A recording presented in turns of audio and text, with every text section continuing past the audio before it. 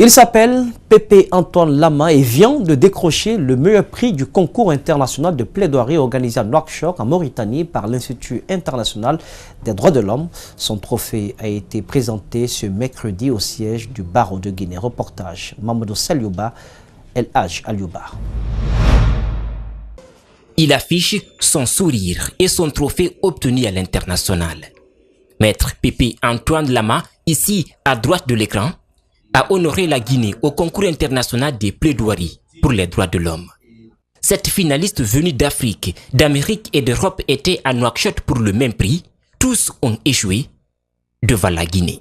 Et chacun avait 15 minutes pour exposer sa plaidoirie. J'étais la dernière personne à passer. Dernière personne à passer et la première à convaincre le jury.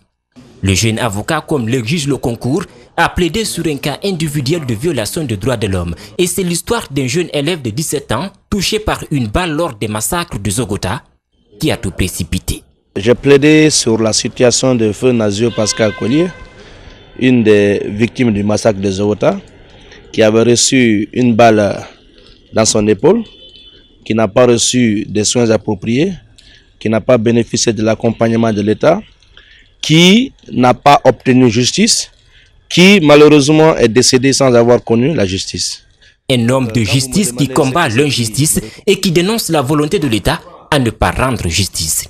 Il dédie son trophée au barreau de Guinée et à tout le peuple. Son coach lui demande de garder les pieds sur terre. De considérer que ce qui est fait est peu par rapport à ce qu'il pourra faire dans la vie et de penser que ce prix n'est qu'un prix. Il y a d'autres prix en même temps liés aux droits de l'homme. Il y a d'autres prix que des avocats peuvent obtenir dans le monde entier. Et il peut encore en obtenir beaucoup d'autres parce que moi j'ai foi en lui. À travers ce trophée, la visibilité du barreau de Guinée est encore plus grande. Il compte poursuivre la lutte pour gagner d'autres prix.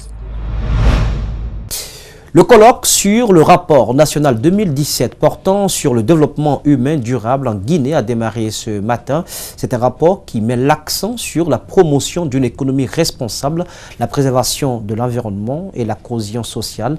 Une centaine de cadres de l'administration publique, des experts, des chercheurs et universitaires participent à cette rencontre. Les détails avec Alceni Bari, Yacouba Traoré. Cette rencontre va durer 2 jours. Elle va porter sur le rapport national 2017 sur le développement humain durable en Guinée. Il s'agit de proposer des recommandations pertinentes et opérationnelles aux décideurs de nature à renforcer la gouvernance, l'économie, la protection de l'environnement et surtout favoriser la paix et la cohésion sociale. Le choix du thème pour cette édition 2017 du rapport, à savoir développement humain durable et fragilité, est loin d'être fortuit. En effet, la Guinée est un pays dont l'évolution politique et sociale a révélé plusieurs situations de fragilité qui constituent des menaces permanentes à son développement et à l'amélioration des conditions de vie des populations. Il est donc clair, ce rapport constitue un document de référence qui va contribuer dans la prise de décision, notent les autorités.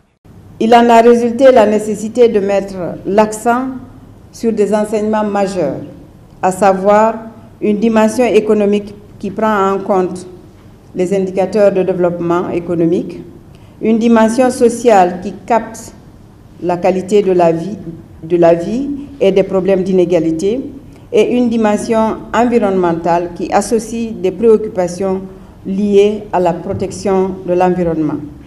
Sur ces aspects, les efforts déployés par le gouvernement doivent être poursuivis et amplifiés. À noter que ce rapport national de développement humain 2017 a été minutieusement étudié par un comité de lecture et largement partagé par des experts locaux avant de faire l'objet de ce colloque. Une centaine de cadres de l'administration publique, des experts, des acteurs de la société civile, des partenaires techniques et financiers prennent part à ce rendez-vous.